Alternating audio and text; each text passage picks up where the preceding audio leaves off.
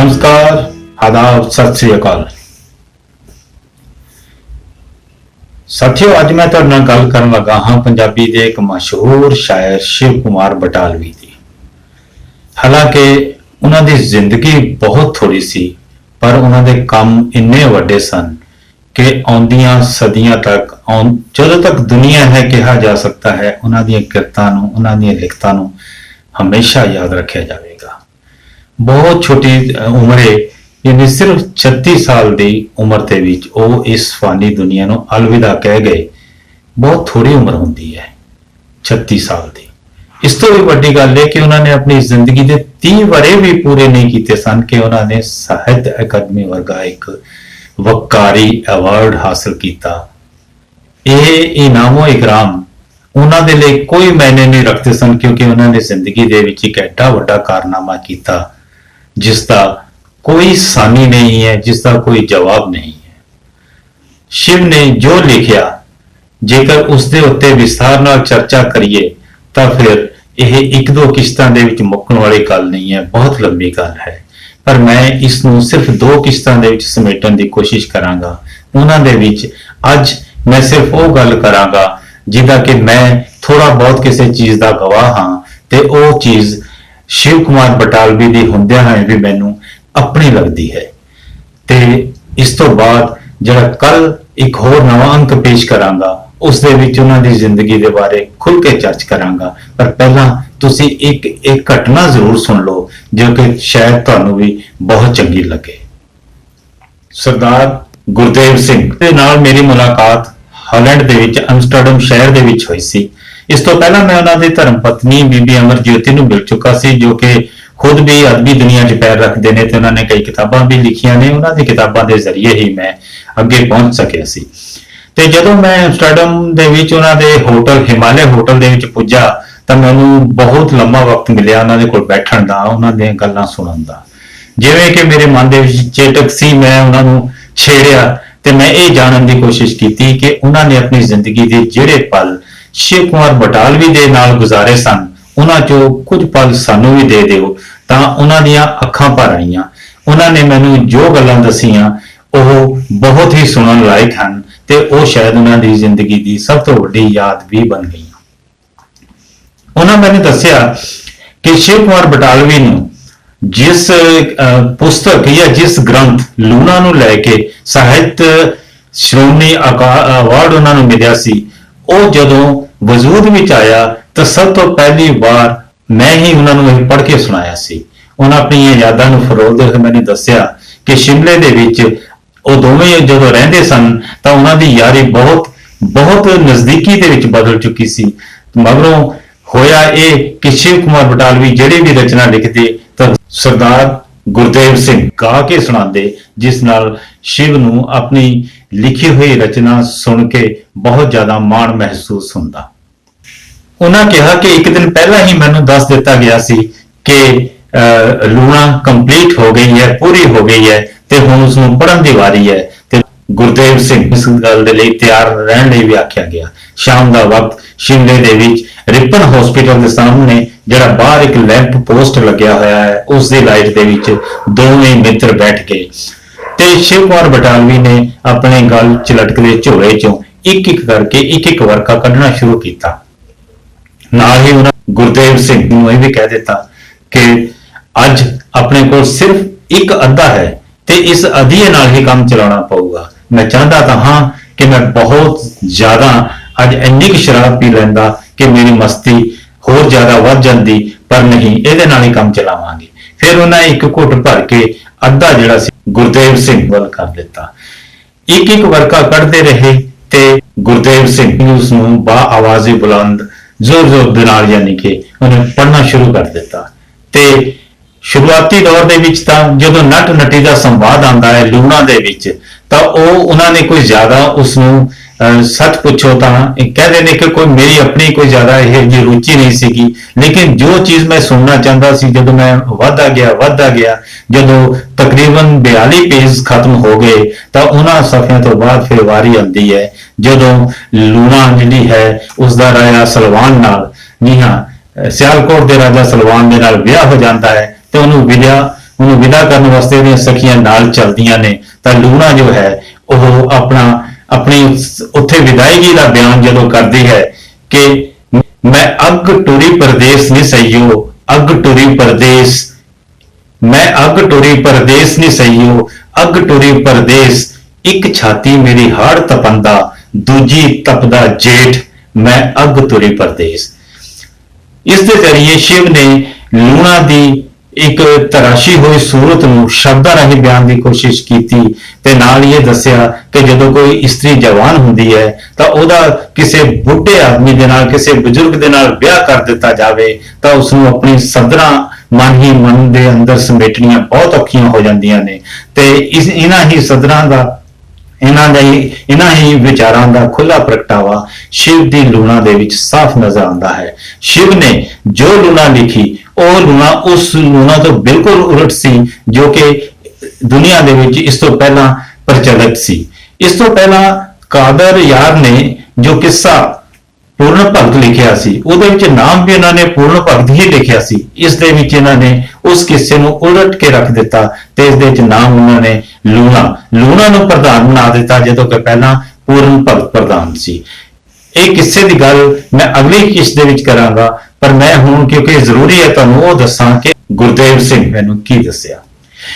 ਪਤਾ ਨਹੀਂ ਕਿਉਂ ਸ਼ਿਵ ਆਪਣੀ ਹੀ ਰਚਨਾ ਦੇ ਉੱਤੇ ਮਰ ਮਿਟ ਜਾ ਰਹੇ ਸਨ। ਇੱਕ ਇੱਕ ਲਫ਼ਜ਼ ਨੂੰ ਜਿਹੜਾ ਉਹਨਾਂ ਨੂੰ ਜ਼ਿਆਦਾ ਪਸੰਦ ਸੀ ਉਸ ਨੂੰ ਮੁਕਰਰ ਕਹਿ ਕੇ ਫੇਰ ਤੋਂ ਸੁਣਨ ਦੀ ਗੁਜ਼ਾਰਿਸ਼ ਕਰਦੇ ਸਨ ਜੋ ਕਿ ਮੈਂ ਉਹਨਾਂ ਨੂੰ ਸੁਣਾਉਂਦਾ ਚਲਾ ਜਾ ਰਿਹਾ ਸੀ। ਇਹ ਸਿਲਸਿਲਾ ਬਹੁਤ ਦੇਰ ਤੱਕ ਚੱਲਿਆ। ਇਸ ਦੌਰਾਨ ਬਹੁਤ ਸਾਰੇ ਲੋਕ ਆਏ, ਖਾਸ ਕਰਕੇ ਉਹ ਪੰਜਾਬੀ ਲੋਕ ਜਿਹੜੇ ਕਿ ਸ਼ਿਵ ਕੁਮਾਰ ਬਟਾਲਵੀ ਨੂੰ ਚੰਗੀ ਤਰ੍ਹਾਂ ਜਾਣਦੇ ਸਨ ਤੇ ਉਸ ਦੇ ਫੱਕੜ ਸੁਭਾਅ ਨੂੰ ਵੀ ਚੰਗੀ ਤਰ੍ਹਾਂ ਜਾਣਦੇ ਸਨ। ਕੁਝ ਦੇਰ ਦੇ ਲਈ ਰੁਕਦੇ ਫਿਰ ਅੱਗੇ ਵਧਦੇ। ਇਸ ਤਰੀਕੇ ਨਾਲ ਬਹੁਤ ਸਾਰੇ ਲੋਕ ਉੱਥੋਂ ਅੱਗੇ ਵਧਦੇ ਰਹੇ ਪਰ ਮੇਰਾ ਗਾਉਣਾ ਜਾਰੀ ਰਿਹਾ ਤੇ ਸ਼ਿਵ ਦਾ ਸੁਣਨਾ। ਜਦੋਂ ਇਸ ਦੇ ਵਿੱਚ ਇੱਕ ਜਗ੍ਹਾ ਜ਼ਿਕਰ ਆਉਂਦਾ ਹੈ ਜਦੋਂ ਲੂਣਾ ਰਾਜਾ ਸਲਵਾਨ ਦੇ ਪਿੱਛੇ ਪਿੱਛੇ ਟੂਰੀ ਚਲੀ ਜਾ ਰਹੀ ਹੈ ਵਿਦਾਇਗੀ ਤੋਂ ਬਾਅਦ ਤਾਂ ਉਹ ਆਪਣੀਆਂ ਦੋ ਸਹੇਲੀਆਂ ਮਥਰੀ ਤੇ ਈਰਾ ਨੂੰ ਕਹਿੰਦੀ ਹੈ 100 ਯਾਰਾਂ ਦੀ ਯਾਰੀ ਨਾਲੋਂ ਇੱਕ ਹੰਝੂ ਦੀ ਯਾਰੀ ਚੰਗੀ, 100 ਯਾਰਾਂ ਦੀ ਯਾਰੀ ਨਾਲੋਂ ਇੱਕ ਹੰਝੂ ਦੀ ਯਾਰੀ ਚੰਗੀ, ਇਸ਼ਕ ਦੀ ਬਾਜੀ ਜਿੱਤਣ ਨਾਲੋਂ ਇਸ਼ਕ ਦੀ ਬਾਜੀ ਹਾਰੀ ਚੰਗੀ। ਮੇਰੇ ਇੰਨੇ ਕਹਿਣ ਦੀ ਦੇਰ ਸੀ ਕਿ ਉਹਨਾਂ ਦੀ ਅੱਖਾਂ ਦੇ ਵਿੱਚ ਹੰਝੂ ਆ ਗਈ। ਮੈਂ ਕੁਝ ਦੇਰ ਲਈ ਰੁਕਿਆ, ਇੱਧਰ ਉੱਧਰ ਵੇਖਿਆ ਕਿ ਸ਼ਾਇਦ ਕੋਈ ਹੋਰ ਲੋਕ ਨਾ ਵੇਖ ਰਹੇ ਹੋਣ। ਜਦੋਂ ਮੈਨੂੰ ਅਹਿਸਾਸ ਹੋ ਗਿਆ ਕਿ ਉੱਥੇ ਉਹਨਾਂ ਨੂੰ ਗੌਰ ਨਾਲ ਕੋਈ ਨਹੀਂ ਦੇਖ ਰਿਹਾ ਫਿਰ ਮੈਂ ਉਹਨਾਂ ਨੂੰ ਕਿਹਾ ਕਿ ਅਗਲਾ ਵਰਕਾ ਫੜਾਓ। ਇਸ ਤਰ੍ਹਾਂ ਸ਼ਿਵ ਕੁਮਾਰ ਬਟਾਲਵੀ ਨੇ ਮੈਨੂੰ ਅਗਲਾ ਵਰਕਾ ਆਪਣੇ ਝੋਲੇ ਚੋਂ ਕੱਢ ਕੇ ਫੜਾ ਦਿੱਤਾ ਤੇ ਮੈਂ ਅੱਗੇ ਗਾਉਣਾ ਸ਼ੁਰੂ ਕੀਤਾ। ਰਾਜਾ ਸਲਵਾਨ ਦਾ ਪਹਿਲਾ ਵਿਆਹ ਇਛਰਾ ਰਾਣੀ ਦੇ ਨਾਲ ਹੋਇਆ ਸੀ ਤੇ ਪੂਰਨ ਜੋ ਸੀ ਉਹ ਇਛਰਾ ਦਾ ਹੀ ਪੁੱਤਰ ਸੀ। ਲੂਣਾ ਜੋ ਹੈ ਰਾਜਾ ਸਲਵਾਨ ਤੋਂ ਬਹੁਤ ਛੋਟੀ ਸੀ ਪਰ ਪੂਰਨ ਦੇ ਲਗਭਗ ਹਾਣ ਦੀ ਸੀ। ਇਸ ਕਰਕੇ ਹੁਣ ਸ਼ਿਵ ਨੇ ਪੂਰਨ ਤੇ ਲੂਣਾ ਦੇ ਆਪਸੀ ਹਾਣੀ ਹੋਣ ਦਾ ਯਾਨੀ ਇੱਕ ਇਜ਼ਹਾਰ ਕਰਦੇ ਹੋਇਆ ਲਿਖਿਆ ਧਰਮੀ ਬਾਬਲ ਪਾਪ ਕਮਾਇਆ ਲੜ ਲਾਇਆ ਸਾਡੇ ਫੁੱਲ ਕੁਮਲਾਇਆ ਜਿਸ ਦਾ ਇਛਰਾ ਰੂਪ ਹੰਡਾਇਆ ਮੈਂ ਪੂਰਨ ਦੀ ਮਾਂ ਪੂਰਨ ਦੇ ਹਾਣ ਦੀ ਪਿਤਾ ਜੇ ਧੀ ਦਾ ਰੂਪ ਹੰਡਾਵੇ ਲੋਕਾ ਵੇ ਤੈਨੂੰ ਲਾਜ ਨਾ ਆਵੇ ਜੇ ਲੂਣਾ ਪੂਰਨ ਨੂੰ ਚਾਵੇ ਚਰਿੱਤਰਹੀਨ ਕਹੇ ਕਿਉਂ ਜੀਬ ਜਹਾਨ ਦੀ ਮੈਂ ਪੂਰਨ ਦੀ ਮਾਂ ਪੂਰਨ ਦੇ ਹਾਣ ਦੀ। ਦਰਅਸਲ ਲੂਣਾ ਪੂਰਨ ਦੇ ਵਿੱਚ ਆਪਣੇ ਇੱਕ ਕਲਪਤ ਪ੍ਰੇਮੀ ਆਪਣੇ ਪਤੀ ਦੀ ਛਲ ਦੇਖ ਰਹੀ ਹੈ। ਉਸ ਨੂੰ ਪਤਾ ਨਹੀਂ ਕਿਉਂ ਲੱਗਦਾ ਹੈ ਕਿ ਇਹ ਲੜਕਾ ਤਾਂ ਮੇਰੇ ਹਾਣ ਦਾ ਹੈ ਤੇ ਇਸ ਨੂੰ ਸਲਵਾਨ ਦੀ ਥਾਂ ਤੇ ਹੋਣਾ ਚਾਹੀਦਾ ਸੀ। ਇਸ ਕਰਕੇ ਉਹ ਸਭ ਕੁਝ ਭੁੱਲ ਕੇ ਸਾਰੀਆਂ ਮਰਿਆਦਾਂ ਭੁੱਲ ਕੇ ਸਿਰਫ ਇਸ ਗੱਲ ਤੇ ਜ਼ੋਰ ਦਿੰਦੀ ਹੈ ਕਿ ਉਹ ਲੂਣਾ ਨਹੀਂ ਬਲਕਿ ਪੂਰਨ ਦੇ ਹਾਣ ਦੀ ਲੂਣਾ ਹੈ। ਉਸ ਨੂੰ ਰਾਜਾ ਸਲਵਾਨ ਦੇ ਬਾਰੇ ਸੋਚ ਕੇ ਵੀ ਨਫ਼ਰਤ ਹੋਣ ਲੱਗਦੀ ਹੈ। ਕਲਪਨਾ ਕਰਦੀ ਹੈ ਤੇ ਕਹਿੰਦੀ ਹੈ ਕਿ ਮੇਰਾ ਵੀ ਜਦ ਉਹ ਛਿਨ ਆਵੇ ਲੂਣਾ ਚੋਂ ਲੂਣਾ ਮਰ ਜਾਵੇ ਉਸ ਛਿਨ ਦੀ ਮੈਨੂੰ ਮਹਿਕ ਨਾ ਆਵੇ ਖਾਣ ਪਵੇ ਮੈਨੂੰ ਸੇਜ ਕੂੜੇ ਸਲਵਾਨ ਦੀ। ਪਰ ਪੂਰਨ ਜੋ ਹੈ ਉਸ ਨੂੰ ਫਿਰ ਵੀ ਸਮਝਾਉਣ ਦੀ ਕੋਸ਼ਿਸ਼ ਕਰਦਾ ਹੈ। ਪੂਰਨ ਨੂੰ ਲੱਗਦਾ ਹੈ ਕਿ ਭਾਵੇਂ ਦੂਜੀ ਹੀ ਸਹੀ ਮੇਰੇ ਬਾਪ ਦੀ ਪਤਨੀ ਹੈ ਇਸ ਕਰਕੇ ਇਸ ਰਿਸ਼ਤੇ ਦੇ ਨਾਲ ਇਹ ਮੇਰੀ ਮਾਂ ਲੱਗਦੀ ਹੈ। ਉਹ ਸਮਝਾਉਣ ਦੀ ਕੋਸ਼ਿਸ਼ ਕਰਦਾ ਹੈ, ਕਹਿੰਦਾ ਹੈ ਹਰ ਮਹਿਬੂਬਾ ਦੇ ਚਿਹਰੇ ਵਿੱਚ ਮਾਂ ਹੁੰਦੀ ਹੈ ਤੇ ਹਰ ਮਾਂ ਦੇ ਚਿਹਰੇ ਵਿੱਚ ਮਹਿਬੂਬਾ। ਜਿਸ ਨਾਰੀ ਵਿੱਚ ਮਮਤਾ ਦਾ ਸਤਿਕਾਰ ਨਹੀਂ ਹੈ। ਧਿਆਨ ਨਾਲ ਸੁਣੋ, ਕਿੰਨੀ ਵੱਡੀ ਗੱਲ ਕਹਿ ਰਹੇ ਨੇ ਸ਼ਿਵ ਕੁਮਾਰ ਬਟਾਲਵੀ ਕਿ ਜਿਸ ਨਾਰੀ ਵਿੱਚ ਮਮਤਾ ਦਾ ਸਤਿਕਾਰ ਨਹੀਂ ਹੈ, ਉਸ ਨਾਰੀ ਵਿੱਚ ਕਿਸੇ ਰੂਪ ਵਿੱਚ ਨਾਰ ਨਹੀਂ ਹੈ। ਉਸ ਨਾਰੀ ਵਿੱਚ ਕਿਸੇ ਰੂਪ ਵਿੱਚ ਨਾਰ ਨਹੀਂ ਹੈ। ਗੁਰਦੇਵ ਸਿੰਘ ਕਹਿੰਦੇ ਨੇ ਜਦੋਂ ਇਹ ਮੈਂ ਸਤਰਾਂ 2-3 ਵਾਰੀ ਗਾਈਆਂ ਤਾਂ ਪਤਾ ਨਹੀਂ ਸ਼ਿਵ ਜੋ ਹੈ ਉਹ ਕਾਫੀ ਦੇਰ ਤੱਕ ਇਸ ਨੂੰ ਸੁਣ ਕੇ ਸੋਚਦੇ ਹੀ ਰਹੇ, ਉਹਨਾਂ ਚਿਹਰਾ ਵੀ ਉੱਪਰ ਨੂੰ ਨਹੀਂ ਚੁੱਕਿਆ। ਖੈਰ ਇਸ ਤੋਂ ਬਾਅਦ ਸਿਲਸਿਲਾ ਹਲੇ ਜਾਰੀ ਰਹਿਣਾ ਸੀ ਕਿਉਂਕਿ ਅੱਧੀਆਂ ਮੁੱਕ ਚੁੱਕਾ ਸੀ, ਪਰ ਲੂਣਾ ਹਲੇ ਬਹੁਤ ਸਾਰੀ ਬਾਕੀ ਸੀ, ਹੋਰ ਬਹੁਤ ਕੁਝ ਕਹਿਣਾ ਬਾਕੀ ਸੀ। ਜਿਵੇਂ ਕਿ ਤੁਹਾਨੂੰ ਪਤਾ ਹੀ ਹੋਵੇਗਾ ਇਸ ਕਿੱਸੇ ਦੇ ਵਿੱਚ ਇਹ ਹੋਇਆ ਸੀ ਕਿ ਮਗਰੋਂ ਸਲਵਾਨ ਨੇ ਜੋ ਹੈ ਉਹ ਲੂਣਾ ਦੇ ਕਹਿਣ ਤੇ ਪੂਰਨ ਦੇ ਜੋ ਹੈ ਹੱਥ ਪੈਰ ਕਟਵਾ ਕੇ ਉਹਨੂੰ ਖੂਬ ਇੱਜ਼ਤ ਦਿਵਾ ਦਿੱਤਾ ਸੀਗਾ, ਕਿਉਂਕਿ ਲੂਣਾ ਨੇ ਆਰੋਪ ਲਾਇਆ ਸੀ ਕਿ ਪੂਰਨ ਨੇ ਮੈਨੂੰ ਆ ਕੇ ਮੇਰੇ ਨਾਲ ਜ਼ਬਰਦਸਤੀ ਕਰਨ ਦੀ ਕੋਸ਼ਿਸ਼ ਕੀਤੀ। ਰਾਜਾ ਕਿਹਾ ਜਾ ਸਕਦਾ ਹੈ ਕਿ ਰਾਜੇ ਇਸ ਮਾਮਲੇ ਚ ਅਕਲ ਦੇ ਅੰਨੇ ਹੁੰਦੇ ਸਨ। ਜਿਹੜੀ ਰਾਣੀ ਨੂੰ ਸਭ ਤੋਂ ਜ਼ਿਆਦਾ ਉਹ ਪਿਆਰ ਕਰਦੇ ਸਨ ਉਸ ਦਾ ਅੱਖਾਂ ਬੰਦ ਕਰਕੇ ਮੰਨ ਲੈਂਦੇ ਸਨ।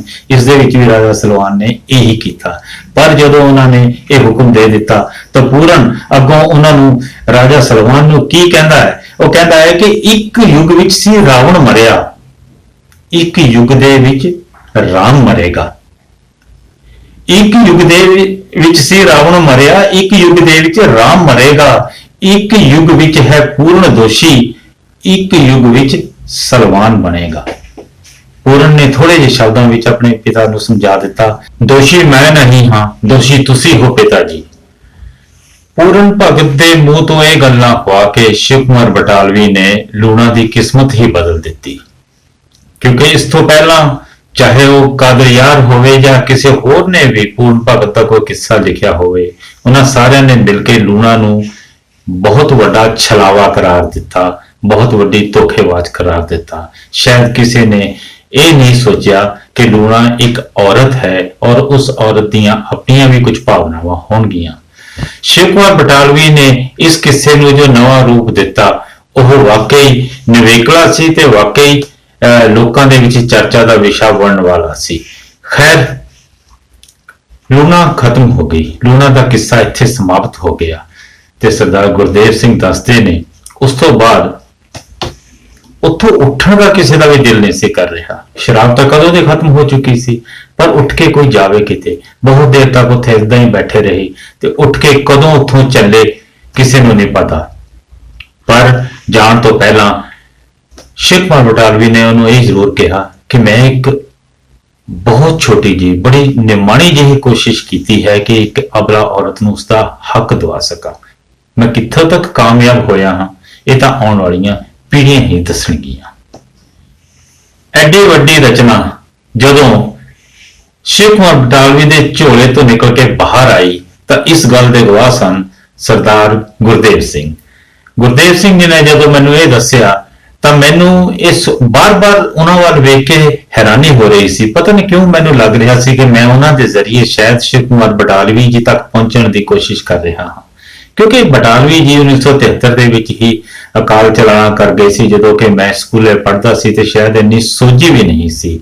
ਪਰ ਫਿਰ ਵੀ ਗੁਰਦੇਵ ਸਿੰਘ ਜੀ ਨੇ ਉਹਨਾਂ ਆਪਣੀ ਰਚਨਾ ਦੇ ਰਾਹੀਂ, ਆਪਣੀ ਰਸਨਾ ਦੇ ਰਾਹੀਂ ਉਹਨਾਂ ਦੀ ਰਚਨਾ ਨੂੰ ਜੋ ਪੇਸ਼ ਕੀਤਾ ਉਹ ਮੇਰੇ ਲਈ ਵੀ ਇੱਕ ਬਹੁਤ ਵੱਡੀ ਮਾਣ ਦੀ ਗੱਲ ਸੀ ਕਿ ਮੈਂ ਉਹਨਾਂ ਦੇ ਮੂੰਹ ਤੋਂ ਬੈਠ ਕੇ, ਉਹਨਾਂ ਦੇ ਸਾਹਮਣੇ ਬੈਠ ਕੇ ਸੁਣ ਰਿਹਾ ਸੀ। ਇਸ ਤੋਂ ਬਾਅਦ ਇਹ ਗੱਲ ਖੁਦ ਸਰਦਾਰ ਗੁਰਦੇਵ ਸਿੰਘ ਨੇ ਮੈਨੂੰ ਕਹੀ ਕਿ ਦੁਨੀਆ ਜ਼ਰੂਰ ਚੇਤੇ ਕਰੇਗੀ ਉਸ ਕਵੀ ਨੂੰ, ਉਸ ਸ਼ਾਇਰ ਨੂੰ ਜੋ ਜ਼ਿੰਦਗੀ ਭਰ ਠੋਕਰਾਂ ਹੀ ਖਾਂਦਾ ਰਿਹਾ।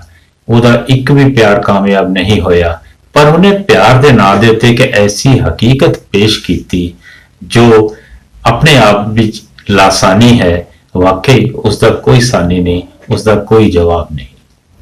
ਮੈਂ ਅੱਜ ਵੀ ਸੋਚਦਾ ਹਾਂ ਕਿ ਕਿਹੋ ਜਿਹੇ ਹੋਣਗੇ ਉਹ ਸਿਰਜਣਾਤਮਕ ਪਲ ਜਿਨ੍ਹਾਂ ਦੇ ਵਿੱਚ ਉਸ ਵੇਲੇ ਇਹ ਦੋਹੇ ਸੱਜਣ ਗੁਜ਼ਰ ਰਹੇ ਸਨ, ਇੱਕ ਲੇਖਕ ਤੇ ਇੱਕ ਗਾਇਕ। ਹਾਲਾਂਕਿ ਮੈਂ ਸ਼ਿਮਲੇ ਪੜ੍ਹਿਆ ਵੀ ਹਾਂ ਤੇ ਬਹੁਤ ਅਰਸਾ ਮੈਂ ਉੱਥੇ ਰਿਹਾ ਵੀ ਹਾਂ, ਪਰ ਪਤਾ ਨਹੀਂ ਕਿਉਂ ਹਾਲੈਂਡ ਤੋਂ ਵਾਪਸ ਆਉਂਦੇ ਹੀ ਮੈਨੂੰ ਲੱਗਿਆ ਕਿ ਮੈਨੂੰ ਹੁਣੇ ਸ਼ਿਮਲੇ ਚਲੇ ਜਾਣਾ ਚਾਹੀਦਾ ਹੈ। ਮੈਂ ਬੱਚਿਆਂ ਨੂੰ ਕਿਹਾ ਕਿ ਛੇਤੀ ਛੇਤੀ ਤਿਆਰ ਹੋ ਜਾਣ। ਪਹਿਲਾਂ ਤਾਂ ਉਹ ਹਿਚਕਿਚਾਏ, ਫਿਰ ਉਹਨਾਂ ਨੇ ਸੋਚਿਆ ਕਿ ਜ਼ਰੂਰ ਕੋਈ ਕੰਮ ਹੋਏਗਾ। ਅਸੀਂ ਉਸੇ ਵੇਲੇ ਸ਼ਿਮਲੇ ਨੂੰ ਨਿਕਲ ਗਏ। ਸ਼ਾਮੀ ਜਿਸ ਵੇਲੇ ਮੈਂ ਕਾਰਟ ਰੋਡ ਦੇ ਉੱਤੇ ਗੁਰਦੁਆਰਾ ਸਾਹਿਬ ਦੇ ਸਾਹਮਣੇ ਗੱਡੀ ਨੂੰ ਖੜੀ ਕੀਤਾ ਤੇ ਮੈਂ ਅਚਾਨਕ ਉੱਥੋਂ ਬਾਹਰ ਨਿਕਲ ਕੇ ਰਿਪਨ ਹਸਪੀਟਲ ਵੱਲ ਚੜ੍ਹਨਾ ਸ਼ੁਰੂ ਕੀਤਾ। ਬੱਚਿਆਂ ਨੇ ਪੁੱਛਿਆ ਕਿ ਅਸੀਂ ਜਾਣਾ ਕਿੱਥੇ ਹੈ। ਜਦੋਂ ਮੈਂ ਇਹਨਾਂ ਨੂੰ ਕਿਹਾ ਕਿ 5 ਮਿੰਟ ਹੋਰ, ਉਸ ਤੋਂ ਬਾਅਦ ਸਭ ਹਕੀਕਤ ਬਿਆਨ ਕਰਾਂਗਾ। ਖੈਰ, ਅਸੀਂ ਰਿਪਨ ਹਸਪੀਟਲ ਦੇ ਬਾਹਰ ਗੇਟ ਦੇ ਸਾਹਮਣੇ ਖੱਬੇ ਪਾਸੇ ਵਾਲੇ ਬਣੇ ਹੋਏ ਉਸ ਲੈਂਪ ਪੋਸਟ ਦੇ ਸਾਹਮਣੇ ਪਹੁੰਚ ਗਏ ਜੋ ਕਿ ਮੈਨੂੰ ਸਰਦਾਰ ਗੁਰਦੇਵ ਸਿੰਘ ਨੇ ਦੱਸਿਆ ਸੀ। ਮੈਂ ਉਸ ਲੈਂਪ ਪੋਸਟ ਦੇ ਥੱਲੇ ਖਲੋ ਕੇ ਆਪਣੇ ਬੱਚਿਆਂ ਨੂੰ ਕਿਹਾ ਕਿ ਮੈਂ ਸ਼ਿਵ ਕੁਮਾਰ ਬਟਾਲਵੀ ਜੀ ਬਾਰੇ ਜੋ ਕੁਝ ਸੁਣ ਕੇ ਆਇਆ ਹਾਂ, ਉਹ ਸਭ ਕੁਝ ਇੱਥੇ ਹੀ ਵਾਪਰਿਆ ਸੀ। ਇਹ ਹੈ ਉਹ ਜਗ੍ਹਾ ਜਿੱਥੇ ਕਿ ਲੂਣਾ ਨੂੰ ਪਹਿਲੀ ਵਾਰ ਪੜ੍ਹਿਆ ਗਿਆ ਸੀ। ਬੱਚੇ ਇਹ ਸੋਚ ਕੇ ਹੈਰਾਨ ਸਨ, ਹਾਲਾਂਕਿ ਉਹਨਾਂ ਦੀ ਉਮਰ ਕੋਈ ਇੰਨੀ ਜ਼ਿਆਦਾ ਨਹੀਂ ਸੀ ਕਿ ਉਹ ਲੂਣਾ ਵਰਗੇ ਸ਼ਬਦ ਨੂੰ ਸਮਝ ਸਕਣ, ਪਰ ਫਿਰ ਵੀ ਇੰਨਾ ਜ਼ਰੂਰ ਸਮਝ ਗਏ ਕਿ ਕੋਈ ਨਾ ਕੋਈ ਗੱਲ ਤਾਂ ਜ਼ਰੂਰ ਹੈ।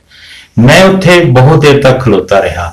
ਮੈਂ ਉੱਥੇ ਖਲੋ ਕੇ ਸ਼ਿਵ ਕੁਮਾਰ ਬਟਾਲਵੀ ਅਤੇ ਸਰਦਾਰ ਗੁਰਦੇਵ ਸਿੰਘ ਦੀ ਆਪਸ ਦੇ ਵਿੱਚ ਹੋਈ ਗੱਲਬਾਤ ਨੂੰ ਸੁਣਦਾ ਰਿਹਾ, ਮਹਿਸੂਸ ਕਰਦਾ ਰਿਹਾ। ਮੈਨੂੰ ਲੱਗਿਆ ਕਿ ਉਹ ਦੋਵੇਂ ਇਸ ਵੇਲੇ ਵੀ ਇੱਥੇ ਕਿਤੇ ਬੈਠੇ ਹਨ। ਜਿਹੜੇ ਲੋਕ ਉੱਥੋਂ ਗੁਜ਼ਰ ਰਹੇ ਸਨ, ਮੈਨੂੰ ਪਤਾ ਨਹੀਂ ਕਿਉਂ ਐਵੇਂ ਜਾਪਿਆ ਕਿ ਹੋ ਸਕਦਾ ਇਹਨਾਂ ਚੋਂ ਵੀ ਉਹਨਾਂ ਦੀ ਉਸ ਘਟਨਾ ਦੇ ਗਵਾਹ ਰਹੇ ਹੋਣ। ਤੇ ਨਾਲੇ ਮੈਨੂੰ ਇਹ ਵੀ ਲੱਗਿਆ ਕਿ ਅੱਜ ਵੀ ਸ਼ਿਮਲੇ ਦੀਆਂ ਫਿਜ਼ਾਵਾਂ ਵਿੱਚ ਸ਼ਿਵ ਕੁਮਾਰ ਬਟਾਲਵੀ ਦੀ ਉਹ ਆਵਾਜ਼ ਗੂੰਜ ਰਹੀ ਹੈ। ਦੋਸਤੋ, ਸ਼ਿਵ ਦੀ ਇਹ ਕਹਾਣੀ ਇੱਥੇ ਪੂਰੀ ਨਹੀਂ ਹੁੰਦੀ। ਇਸ ਦੇ ਲਈ ਦੂਜੀ ਕੜੀ ਦਾ ਇੰਤਜ਼ਾਰ ਜ਼ਰੂਰ ਕਰੋ। ਮੈਂ ਦੁਬਾਰਾ ਤੁਹਾਡੇ ਸਾਹਮਣੇ ਛੇਤੀ ਹੀ ਹਾਜ਼ਰ ਹੋਵਾਂਗਾ ਇਸ ਦਾ ਦੂਜਾ ਹਿੱਸਾ ਲੈ ਕੇ। ਸਤਿ ਸ਼੍ਰੀ ਅਕਾਲ।